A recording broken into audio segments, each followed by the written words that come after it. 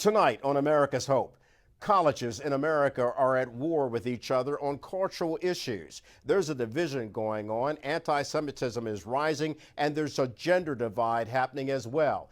What's being done about it? We'll talk to one college student, a member of Generation Z, who says she's not going to stand for America losing its soul.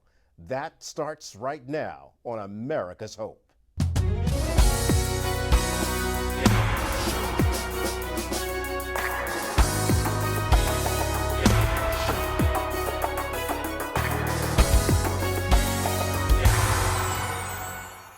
Good evening, I'm Kelly Wright, and this is America's Hope. And as always, as I say on this program, we hope that wherever you are, you're safe and well and taking care of yourself and your family because you matter.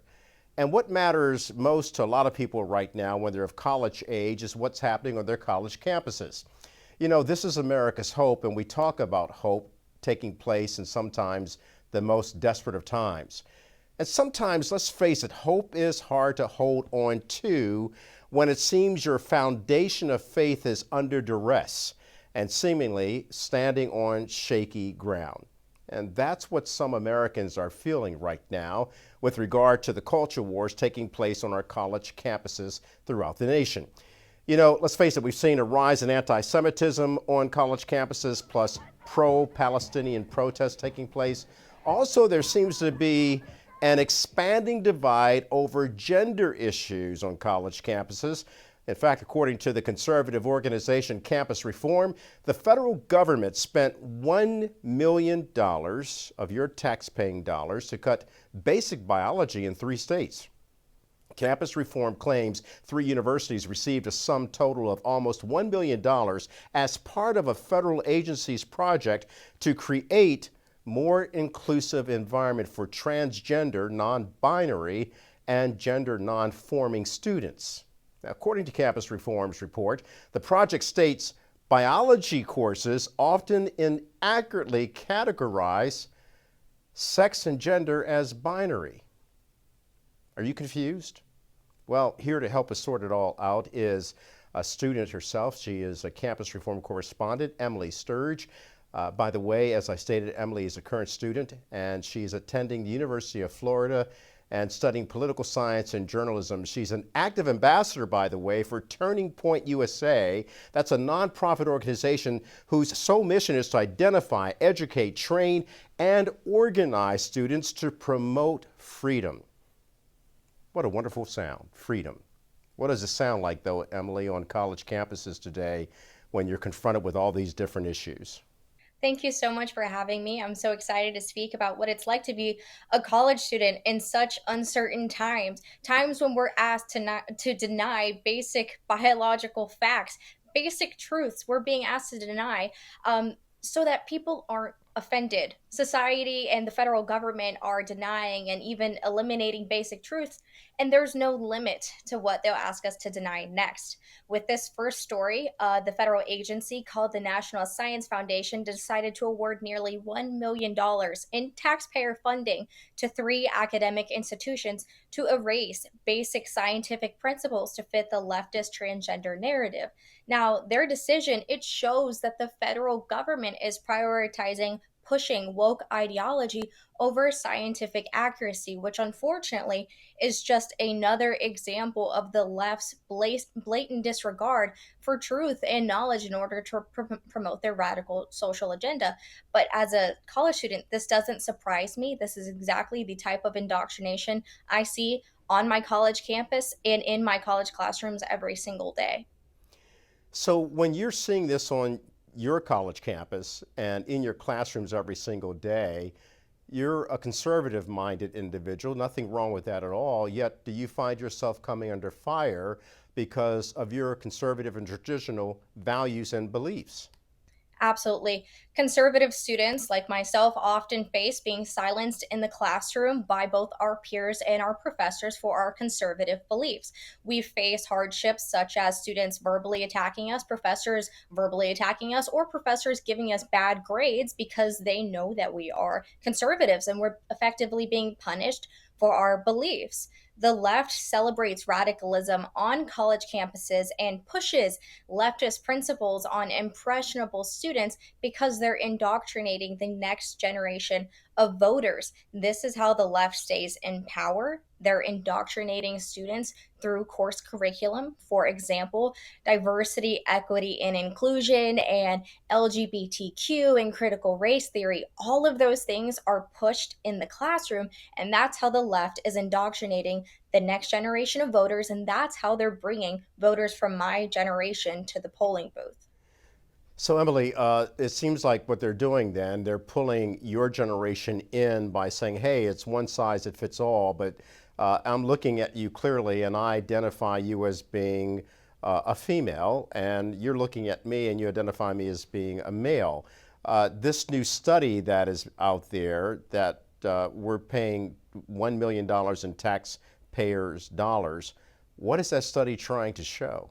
The study is trying to deny basic biological facts, but it's a basic fact that there's only two genders, and students are being lied to by academia. And we're being told that we need to disregard this basic truth in order to be what the left calls inclusive. As a college student, I'm enraged by the left and totally erasing basic truths. And it's unfortunate that these lies are being funded with the taxpayers from Americans. As a college student, I see the lies being spread by the left in my classroom and on my campus every single day. And I see how students, they're not being taught to think for themselves. Instead, they're being taught to believe whatever the left deems as politically correct. You know, this kind of talk that we're having right now, this conversation between two people, when you're having this kind of conversation on college campuses with people who may disagree with you, what kind of disagreement is it? Is it visceral or is it respectful? I don't think respect exists in political discussions on campus, college campuses anymore. And that's the underlying issue. When I talk about my conservative beliefs, it's effectively putting a target on my back for students and professors to attack me. America's universities have become sites of leftist indoctrination instead of academic institutions that educate and prepare the next generation of leaders. My generation will be leading government. They will be owning businesses before we know it. But right now, they're sitting in classrooms being indoctrinated by leftist professors who lecture woke ideology as truth.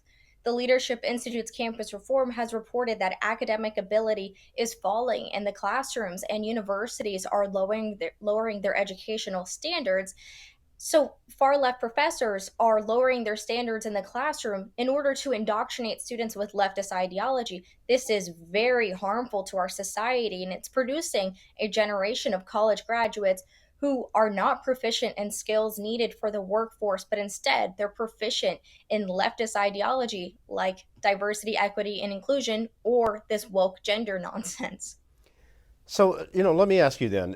You're concerned about the future. You talked about that your generation will one day own businesses, and your generation is already voting. But one day you're also going to be parents, and that is a given fact that you will at some point produce a child. And what is it that you want to see your generation pass on to their children, and thereby their children's children, in terms of benefiting this country with in God we trust, and protecting this nation so that it becomes a more perfect union? Like I said, we're living in a time when facts are silenced so people aren't offended, and society is asking to us to deny basic truths so that we don't even know the limits on this. We don't know what they're going to ask us to deny next. I hope that my generation stands up to this. I know I'm going to be a fighter and stand up to this. I am not going to do what society asks when they ask me to deny basic biological truth. I plan to raise children with the truth, and I plan to not put my children in the public education system that denies basic truths. My parents took me out of the public education system because of some of the things that I was learning in middle school, and I went to private high school because my parents didn't approve of what was being taught in the education system. Now I'm back in public education at my university, and I see that the things that are being taught on college campuses set the standard. K through 12 will follow what's being taught on college campuses. It's very dangerous that college campuses are teaching students to deny basic truths, and I hope my generation stands up to this and doesn't fall into the traps that the left is trying to set for us. Mm. So let me ask you then, what are some of the things that you're actually hearing on college campuses being instructed by professors who are, espousing not only their doctrine, but also their belief in what they're teaching? Our curriculum is filled with lessons about critical race theory. We're taught that white privilege is fact. We're taught that minorities don't have the same rights in this country, which is absolutely crazy to teach students that, because students believe that and then they take those beliefs off into society and create a much more dangerous and divisive society. Some of our required undergraduate courses are based on diversity, equity, and inclusion principles, which are extremely divisive and dangerous. That such pervasive woke ideology is being taught in the classroom. Like I said, students are taking it to the workforce after graduation. Nearly every syllabus that I receive each semester from a new professor features some sort of diversity, equity, and inclusion statement saying that they're going to commit their classroom as a safe space for leftist ideals to flourish. Our student government still uses our student activities fees for far left initiatives. For example, the student government at my school just passed a Green New Deal like AOC's. So the universities, um, they need to take action to limit these DEI or woke initiatives, whether it's gender, whether it's LGBTQ being pushed in the classroom. I hope to see universities limit these things being pushed in the classroom, because I've seen them myself and I understand how dangerous and divisive they are and how they impact society. Wow, that's a lot to contend with at your age when you're trying to get through your education, become the political scientist and journalist that you are. You're already practicing journalism. When you're trying to tell both sides of the story, uh, is the other side allowing you to tell your part of the story, or the traditional conservative part of the story? Do they all want it one way? Of course, the left wants it one way. It's their way or the highway. Their ideology is pervasive and it's dangerous. Progressive ideology is infiltrated through institutions of higher education. Like we see in this story, the federal agency called the National Science Foundation is awarding taxpayer funding in order for institutions to push a leftist narrative on students. This leftist narrative, that's not education, that's indoctrination. These types of things shouldn't be happening on American college campuses, and it's producing a generation of graduates who are taking this to the workforce. We all remember the Bud Light scandal when the company's marketing VP decided to plaster a transgender social media influencer on the side of a can of blue collar beer. That was a Harvard graduate who took responsibility for that initiative. That was something that they learned on their college campus. They learned that DEI principles belong in the workplace and belong in society. And clearly, that situation didn't work out. The company lost consumers, they received lots of backlash, boycotts, they lost millions in profits. So we see how destructive leftist ideology is, first off in education, and then it ends up in the workforce and it ends up in society.